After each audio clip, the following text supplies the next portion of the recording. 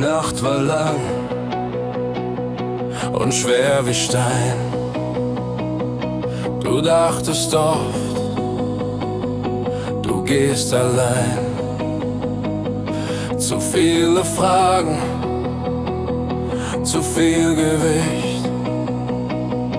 Doch irgendwo ist noch ein Licht.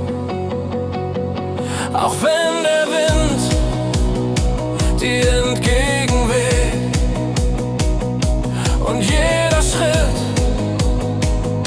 noch schwerer geht, dann hör die Stimme tief in dir drin,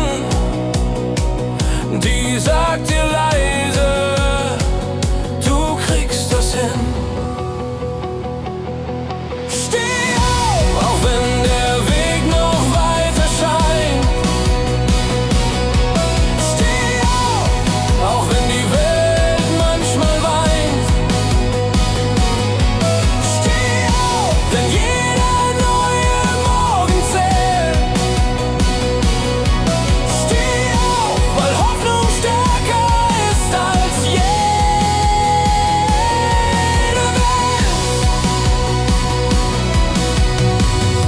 Du bist nicht nur ein Teil der Zeit, du bist der Funke, der Zukunft schreibt. Und wenn du